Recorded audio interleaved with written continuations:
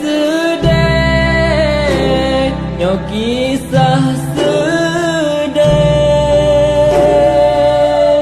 sinyak putih gleh mepisah ngan ma anak mantang cun denget lam doda tingah gemanja ubat hati ma jinohanale pahade intan kan jauh pulang sajan ia benar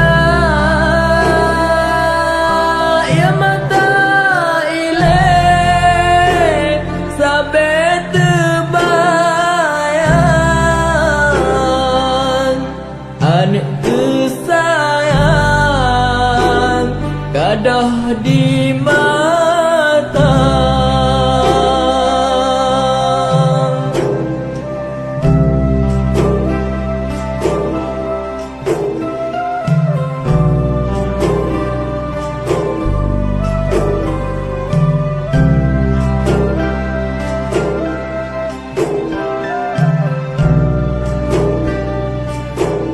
Bak sabah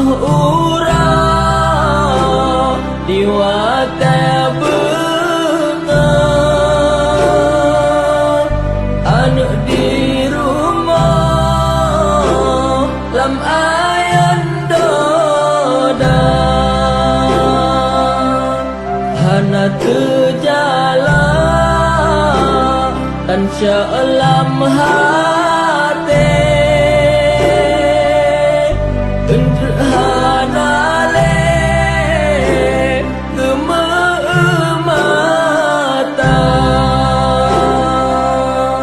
hana membayang pa insan dumna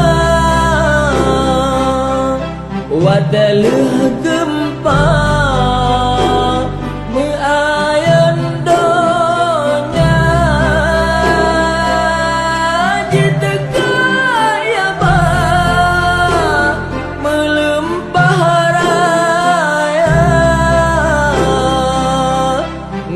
anu jiba hana mehoka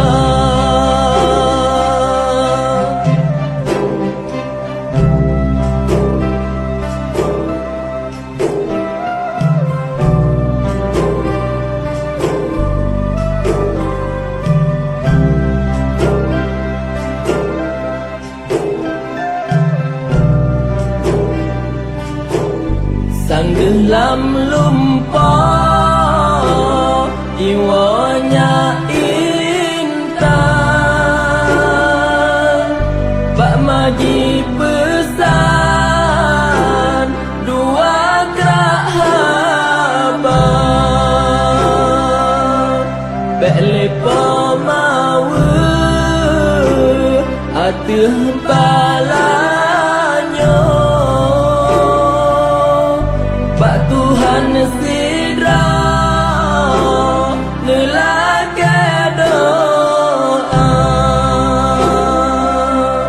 Bandung atanya Tuhan tekedi tanya geuji